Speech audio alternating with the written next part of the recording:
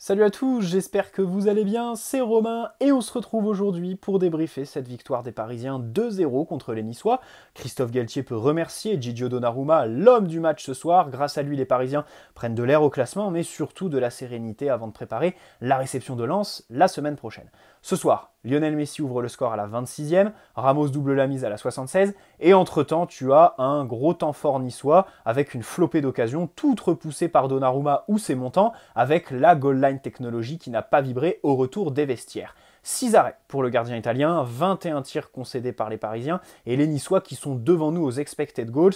J'ai envie de dire, à un moment donné, quand tu es en pleine crise, il y a deux facteurs qui arrivent forcément et sur lesquels tu dois capitaliser à fond. Le premier, c'est les individualités. À un moment donné, tu as un, deux joueurs qui réussissent à surperformer dans le marasme collectif. Ce soir, c'est Donnarumma qui fait les arrêts à 0-0, alors qu'avant, il les faisait un petit peu trop tard, contre Lyon par exemple. Et ensuite, c'est la chance, le sort qui est de ton côté ce soir. Par exemple, contre Rennes, en première mi-temps, tu as beaucoup d'occasions que tu ne concrétises pas, et au final, tu perds. Là, ce soir, ça n'a pas été le cas. Il faut absolument capitaliser dessus sur les prochains matchs pour espérer instaurer une dynamique et donc une cohérence collective, même si on ne va pas en parler pour l'instant, ce serait trop en demander au PSG. Système à 3, avec Ramos, Marquinhos, Danilo derrière. Ça a un petit peu plus de gueule que ce qu'on avait vu contre Lyon et contre Rennes, où grosso modo on avait un défenseur de métier. Contre Rennes, 0 je crois, puisque c'était Danilo, Bichabou et Bernat de souvenir. Là ce soir tu mets Ramos dans l'axe, parce que évidemment sur le côté, face à Nicolas Pepe qui est très vif, ça peut être compliqué. Marquinhos sur un côté parce qu'évidemment il a de la vitesse. Et Danilo qui retrouve son axe gauche qu'il affectionne un petit peu plus que l'axe droit. Hakimi, Nuno Mendes sur les côtés. Renato en point de basse, je ne sais pas si on peut le citer puisqu'il a joué 9 minutes. Et Vitinha, Carlos Soler. C'était un petit peu la surprise Carlos Soler. Avec Messi et Kylian Mbappé. Soler pourquoi ? Parce qu'il est capable d'utiliser ce demi-espace, de se déplacer intelligemment dans le dernier tiers. Galtier savait qu'avec Renato, il allait falloir un changement assez tôt dans le match. Même s'il ne se blesse pas, il faut le sortir à la 50-60e. Et puis surtout, Soler fait un petit peu ce que les autres milieux ne savent pas faire, à savoir se déplacer, être là sur les seconds ballons. Il l'a été contre Brest il y a un mois. Là, ce soir, son match est catastrophique, pas de problème. Avant le match, franchement, sa titularisation, elle m'a pas gêné, elle m'a pas surprise. Peut-être par rapport à Warren qui reste sur le banc. D'ailleurs, ce soir, il a que 2 minutes, Zaïre Emery, c'est pitoyable. Mais sinon, je l'ai trouvé assez logique. Voilà, je me dis, dans le dernier tiers, à un moment donné, on en a marre de Vitinha qui porte le ballon sur 30 mètres pour au final repartir de 40 mètres derrière, qui fait à chaque fois la touche de trop. D'ailleurs, Mbappé s'est énervé contre lui à un moment donné. Fabien Ruiz en sentinelle, j'ai plutôt apprécié sur son entrée. Alors, collectivement, bon, tu as un début de match avec le ballon, tu en récupères quelques-uns haut, tu frappes de loin, tiens. Il y a Nuno Mendes qui envoie un ballon au 7e ciel. Il y a Messi qui a 2 frappes. Il y a même Marquinhos qui frappe à un moment. Il y a Soler qui est très vite contré. Mais voilà, tu frappes de loin face à un bloc resserré, défense à 5 jusqu'à l'ouverture du score pour les Niçois qui ensuite changent d'animation. Ils m'ont un petit peu déçu ce soir, le Nice de Didier Desgard. Kefren Turam a vraiment surnagé dans le volume de jeu et les projections, notamment sur cette relance complètement manquée de Sergio Ramos en première mi-temps, où Kefren pousse Marquinhos au tacle salvateur dans sa surface. Il centre aussi, je crois, pour Pepe ou Mofi sur une des deux occasions là en fin de première mi-temps. Vraiment très fort Thuram ce soir. Voilà. Pour moi, des Français qui sont associés au club, au rayon mercato là, en gros Manu Koné, Youssouf Fofana et lui, c'est lui que je préfère. Évidemment, mais de très loin par rapport aux deux autres. Et s'il y a un Français que je prends au milieu, c'est bien lui. Mais de l'autre côté, il y a aussi... Bon bref, c'est pas une vidéo mercato, c'est le débrief. Ensuite, donc tu ouvres le score avec un Nuno qui, encore une fois, est acharné, mort de faim. Et je vais faire une déclaration d'amour à Nuno un petit peu plus tard. Gros temps fort des Niçois qui réussissent à récupérer beaucoup de ballons hauts. Franchement, à la relance, on a été dégueulasse. Ce soir, Donnarumma fait un bon match sur ses qualités, sur sa ligne. De toute façon, on le sait que c'est un monstre qui va très vite au sol par rapport à sa grande taille, pas de problème. Et franchement, ce qui m'énerve avec lui, moi je l'aime bien. Je sais très bien qu'il faut baisser en exigence à la relance avec lui. J'ai l'impression qu'il est un peu nunuche dans sa tête par moment, mais je l'adore en fait. Moi, Gigio, voilà, subjectivement, je l'aime bien. Et en fait, ce qui m'embête, c'est qu'il a une défense, 21 tirs concédés ce soir, quoi. Le record cette saison, c'est 24. La moyenne, c'est 11 tirs par match.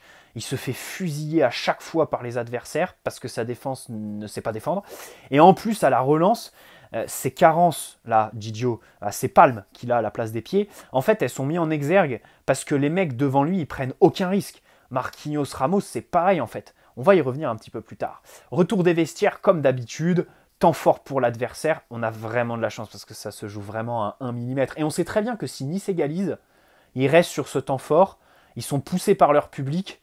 Et qu'une fois qu'ils ont égalisé, il y a plus de chances que ce soit eux qui marquent le 3e but de la partie plutôt que ce soit nous. Surtout quand tu vois la prestation d'Mbappé ce soir.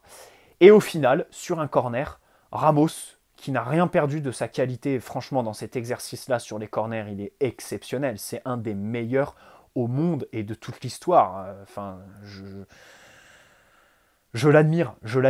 Il a 37 balais. Alors évidemment, le mec, quand il faut courir vers son but, face aux attaquants un petit peu vifs de Ligue 1, c'est compliqué, voire très compliqué par moment, parce que le PSG est une équipe qui a le ballon, qui joue très haut et qui perd le ballon sur des erreurs techniques bien trop souvent.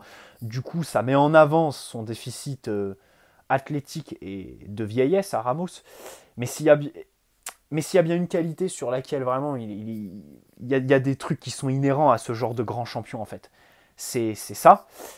Et de l'autre côté, il y a une qualité où il me déçoit. Ok, il met le coup de casque ce soir, pas de problème. Mais par exemple, la relance absurde sur Khéphren Thuram, il y en a d'autres aussi qui sont pas bonnes. Et ça, c'est pas évident parce que sur sa carrière, on a toujours mis en avant ses qualités dans le vice, au duel et tout ça. Mais c'est quelqu'un qui a une qualité de relance exceptionnelle, Sergio Ramos. Limite sous-coté, j'ai envie de dire. Et la saison dernière, quand il jouait, c'était anecdotique à chaque fois parce que c'était une fois tous les 3 mois, mais il changeait la face de l'équipe parce qu'il te faisait des transversales, il te mettait de la verticalité du gelon et tout ça. Et là, cette saison, en fait, il joue beaucoup et il est tombé dans une facilité à la relance qui me gêne en fait. Parce que ce genre de grand champion, normalement, ses qualités à la relance, techniquement, ça se perd pas. Alors, bien évidemment, il y a le contexte collectif avec le manque d'appel qui est criant, le manque de mouvement. Mais vraiment, à la relance, pareil, Marquinhos, en début de match, il te perd 2 ballons. Et moi, ça me plaît pas parce qu'en fait, là, on est en fin de saison. Et on se dit, première signature actée, Skriniar.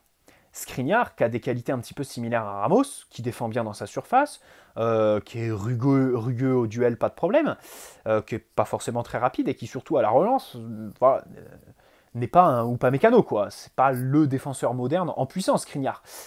Et je me dis, en fait, la saison prochaine, on va repartir avec les mêmes.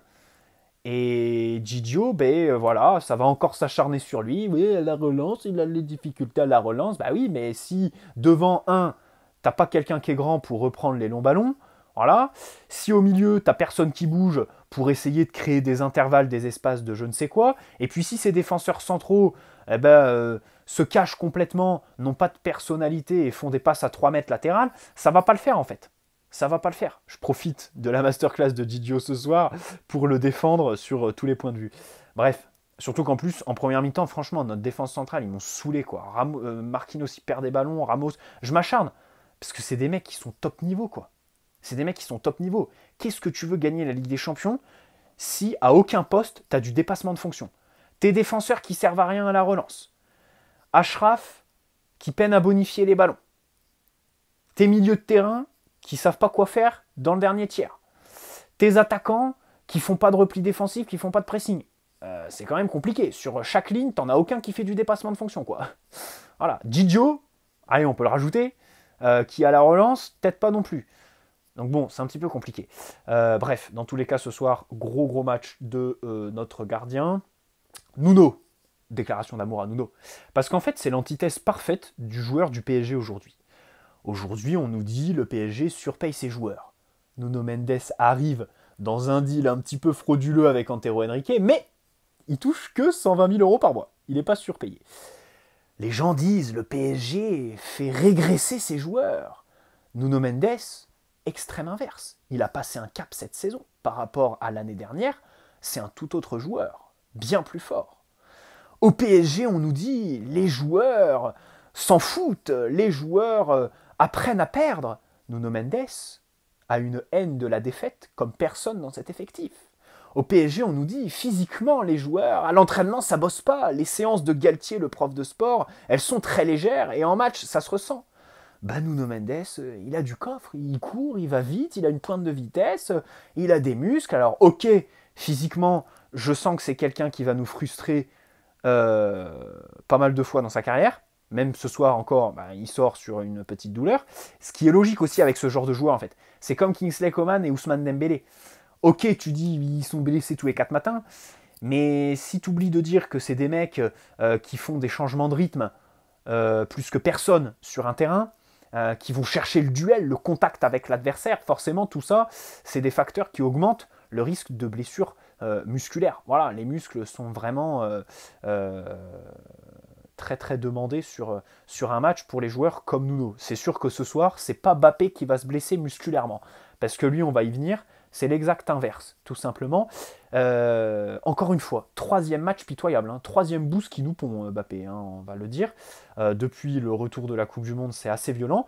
Et je me posais la question. En fait, Nuno, je ne sais pas si c'est le meilleur Parisien cette saison.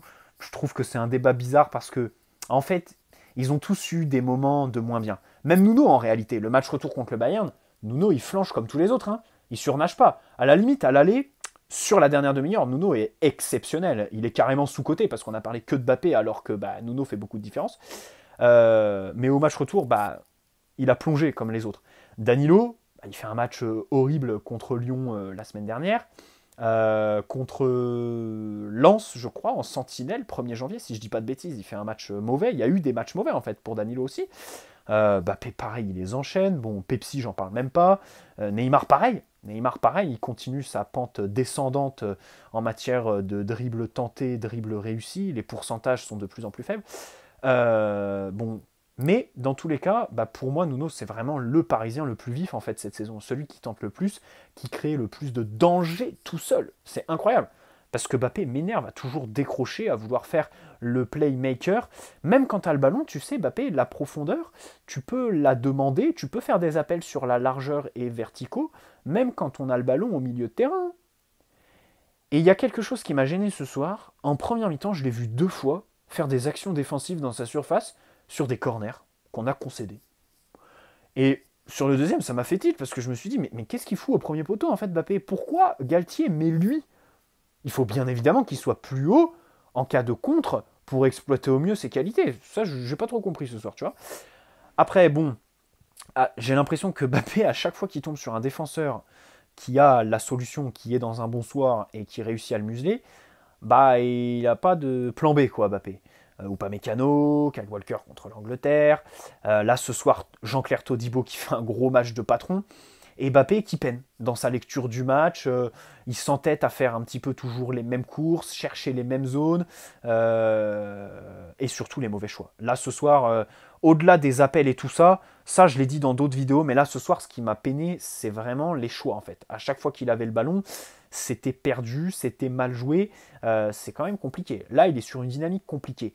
Faudrait se poser, revoir quelques performances des autres saisons, mais je pense qu'on est sur une de ses pires saisons depuis sa signature au PSG. Hein. Dites-moi dans les commentaires si vous êtes d'accord, mais je pense qu'il faut mettre la lumière sur la saison que fait Mbappé. Hein. Bon, c'est quand même quelque chose dont je parle beaucoup dans mes vidéos. Pour ceux qui me suivent assidûment, j'en parle beaucoup. Donc voilà, bon, ce soir un match sans comme d'habitude. Messi, un but, une passe décisive. Hein, sur ce centre de Nuno et sur un corner. Alors, le corner qui précède, le corner qu'on a juste avant, le but de Ramos, il le laisse à Carlos Soler. Mais si, je me suis dit, mais qu'est-ce qu'il fout à laisser un corner à Carlos Soler, quoi? Et bah boum, l'autre il le reprend et passe décisive pour Sergio Ramos. C'est un petit peu le multiverse quand même de voir Messi donner une passe décisive pour Ramos. Renato qui sort à la 9e. Bon écoutez, je crois qu'il n'y a plus rien à dire. Avec lui, le vrai débat c'est est-ce qu'il doit prendre sa retraite à 27 ans, quoi? Parce que là c'est plus possible. Je ne sais pas si le haut niveau c'est pour lui en fait. Parce que c'est mental, c'est évidemment mental, il s'en met trop de la pression, je ne sais pas comment ça marche dans sa tête. Et surtout, en tant que supporter parisien, bah, je suis frustré parce qu'à la limite, les autres, là, Vitinha, Ruiz, machin chouette, ils me dégoûtent. Ils me dégoûtent parce qu'ils jouent, au fil des matchs, ils progressent pas, tu leur trouves pas de qualité, ils sont neutres, ils me dégoûtent. Mais Renato, quand tu le vois, tu sais qu'il y a du talent, c'est indéniable, personne ne peut le nier, même ses plus gros haters. Il a eu des références. Il gagne des duels quand il est là. Le peu qu'on le voit, bah, il est plutôt bon, sans changer la phase de l'équipe non plus, on va se détendre. Mais voilà, ces blessures, c'est atroce et ça frustre en fait. Ça donne de la pitié, c'est fou, c'est dingue. Je ne sais pas si on a déjà vu ça. Enfin, ça côtoie Javier Pastore, si ce n'est pire que Javier Pastore là. Je ne sais pas ce que c'est que ce truc. Et le pire encore, c'est le truc qui nous sert de directeur sportif, un conseiller, qui lui a donné 50 contrats. Transfert à 12 millions, 50 contrats, vous croyez que ça en valait la peine? Pour un mec que Galtier connaissait par cœur pour ses blessures récurrentes à Lille, je trouve pas ça très judicieux. Hein. Franchement, c'était juste pour faire plaisir à ses copains agents Campos. Hein. Parce que là, 5 ans, bon, il gagne 400 000 par mois.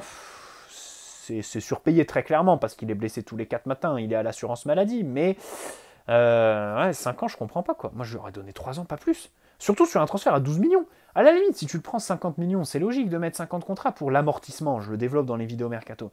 Là, 12 millions, tu vas pas me dire que c'est la dèche à ce point, quoi. On va pas amortir 12 millions sur 5 ans.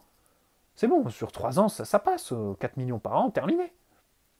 Donc bon, c'est un petit peu compliqué. Vitinha encore une fois très neutre. Hein. Vitinha encore une fois très neutre. Il récupère des ballons hauts, mais à chaque fois il en fait rien. C'est ça qui est chiant, quoi. Il touche le ballon, il fait à chaque fois la touche de trop. Bappé a eu raison quand il s'est excité sur lui. Que voulez-vous? C'est toujours la même chose. Ça progresse pas, donc c'est vraiment dommage en fait de se dire que là, depuis début septembre, bah si il y a eu l'éclaircie contre Marseille, il a vraiment fait un bon match contre Marseille, Vitinha. À la mi-février quand on gagne 3-0, mais sinon, c'est chaud. Hein. Il n'y a pas grand-chose à en tirer. Quoi. Hein, et puis, dès qu'il approche la surface, on a en tête le cauchemar de sa passe pour Mathys de Ligt au retour à l'Allianz Arena. Bon, Solaire, comme j'ai dit, match catastrophique. Nuno, très bon. Hakimi, bon, encore une fois, c'est neutre hein, quand même. Hein. Notre jeu penche à gauche. Ouais, c'est difficile de bonifier les ballons, même s'il en touche. Il gagne des duels aussi. Il a gagné des duels ce soir, mais encore une fois, je le trouve pas transcendant, le Ashraf là. Et puis défensivement, bah, on a quand même pris la mixtape pendant au moins 30 minutes, quoi. C'était un peu compliqué. Dans l'axe, sur les côtés, sur les récup. C'était assez sale par moment, quoi. Les sorties d'alignement, en général, ça partait sur une occasion nette pour les Niçois. Bref, merci Gigio encore une fois pour la grosse prestation. Et puis ce match, bah voilà, gagné 2-0.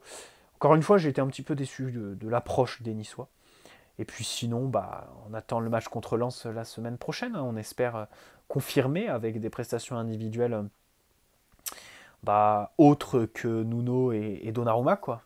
Parce que ce soir, c'est vrai que bah, des autres, en vrai, franchement, ouais, Nuno, Donna, et puis après, c'est compliqué quoi, d'en voir un sortir du lot. Hein. Solaire, si on veut être gentil avec lui, par moment, il a eu des phases pendant 5 minutes où il jouait simple, où il réussissait à faire progresser le ballon, où il courait un peu, mais la plupart du temps, c'est dans le vide. Quoi. C'est très très compliqué. C'est très compliqué.